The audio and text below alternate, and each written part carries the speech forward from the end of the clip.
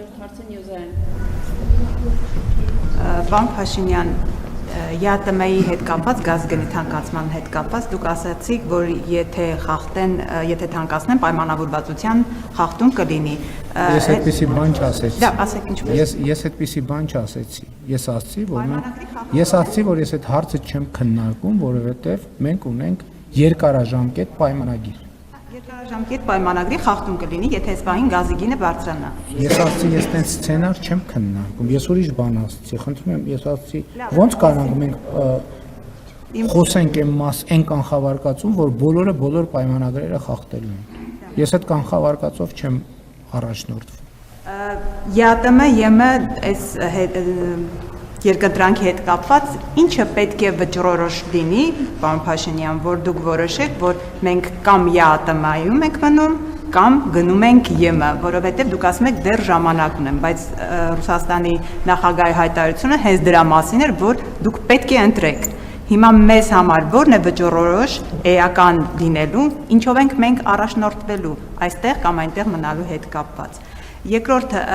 դուք արդյոք համաձայն եք, որ Հայաստանը Ադրբեջանի անվտանգության երաշխավորն է այնպես, ինչպես Ադրբեջանն է Հայաստանի անվտանգության երաշխավորը։ Այս միտքը ազգային ժողովի նախագահին է։ Ես ուղղակի ուզում եմ հասկանալ, դուք եք համաձայն դրա հետ։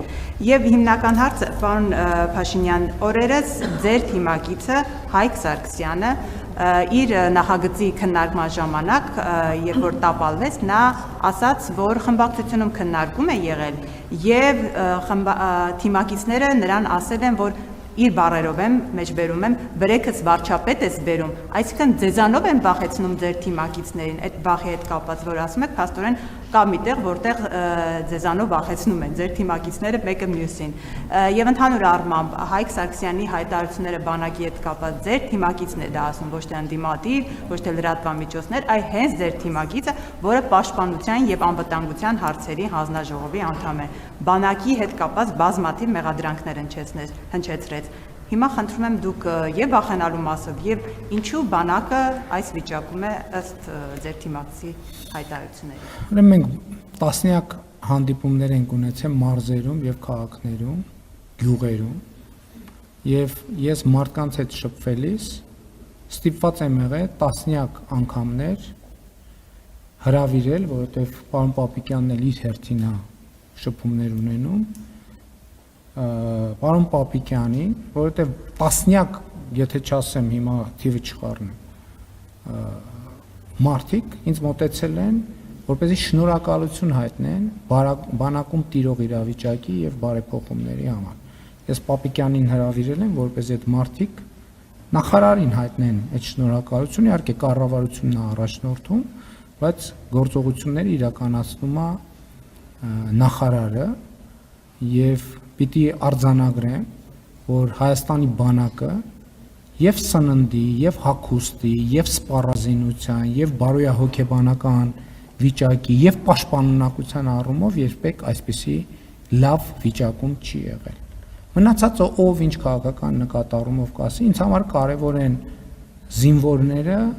նրանց ծնողները եւ նրանց ծնողների արձագանքը։ Բայց դա չի նշանակում, որ բանակում խնդիրներ չկան։ Աշխարհում տենց բանակ չկա, որտեղ խնդրեմ չկա։ Աշխարհում տենց երկիր չկա, որտեղ խնդիրներ չկան։ Բայց Հայաստանի Հանրապետության անվտանգության խորհուրդը եւ կառավարությունը, պաշտպանության նախարարությունը ընդունել է բանակի կերպափոխման տեսլականը, եւ այդ տեսլականը ռազմավարությունը հայեցակարգը քայլ-քայլ իրականացվում է եւ իրագործվում է։ Այն մնացած հայտարարություններին ես անդրադառնալու կարիք չեմ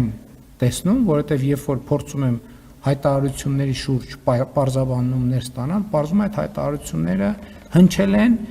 ինչ որ բան սխալ են հասկացել, հետո պարզվել է, որ ինչ որ բան նեն չի, հետո պարզվել է, որ իրականում ինչ որ ասվել է տենց չի, այլ բան, որ մարդիկ ովքեր հայտարարություն են անում, հետո պարզվում է, որ այդ հայտարարությունը սխալ փաստերի վրա է հիմնված լինեն, պետք է ունենան նույնքան քաղաքական կամք կանգնելու ասելու Ժորժ ջան, գիտեք ինչ, այդ փաստը, որի մասին ես խոսում եմ, պարզվեց, որ դա այդքան էլ այդպես չի։ Եթե այդպես է, խոստովանենք, որ այդպես է, եթե այդպես չի, խոստովանենք եւ որ այդպես չի։ Եվ ելի եմ ասում, կարող են նաեւ լինել ընդհանրապես խնդիրներ կան, շատ կան խնդիրներ։ Բոլոր ոլորտներում էլ կան խնդիրներ։ Այդ խնդիրները լուծվում են, բայց էլ եմ ասում, մի խնդրեմ լուծում ես, դա նշանակում է պետք է պատրաստ լինես 3 խնդրի հայտ գալու։ Եվ դա բնականon process է, դա զարգացման process է, եւ դուք ինչա բանակը կտեսնեք, համոզված եմ մայիսի 28-ին եւ ձեր գնահատականները կտաք։ Ինչա տեղի ունեցել բանակում, ինչա փոխվել բանակում, փոխվել է թե չի փոխվել։ Ադրբեջանի եւ Հայաստանի հետ կապված ես ասել եմ, որ անվտանգության ամենահուսալի երաշխիքը խաղաղությունն է։ Դա այդպես է թե Ադրբեջանի, թե Հայաստանի, թե Վրաստան եւ բոլոր երկրների համար իմ կարծիքով, չնայած դա իմ իրավասությունը չի եւ ես չեմ կարող իրավունք վերապահել, բայց ինձ թվում է հիմա ինչն է առանձնահատկությունը, որ տարածաշրջանային անվտանգության որոշակի ընկալում կարող է ձևավորվել, ինչը իմ կարծիքով լավ է, որովհետեւ առանձին վերցրած երկրում անվտանգություն չի լինում։ Եվ անվտանգությունը իհարկե պետք է ամեն երկիր ունենա իր ներքին համակարգերը, իր անվտանգության համակարգերը, բայց ինչքան լայն է անվտանգության այդ ընկալում, այնքան ավելի լավ։ Հիմա ենթադրենք Հայաստանի եւ Ադրբեջանի համար խաղաղությունը անվտանգության երաշխիք է, թե երաշխիք չի։ Իհարկե երաշխիք է։ Այդ խաղաղությունը ում միջև է կնքվել։ Հայաստանի եւ Ադրբեջանի։ Իրանք ում համար են այդ խաղաղությունը կնքել։ Իրանք իրանց համար, բայց իրանք իրանց համար կնքելով նշանակում է որոշակի անվտանգության լծակ են ստեղծել նաև դիմացինի համար։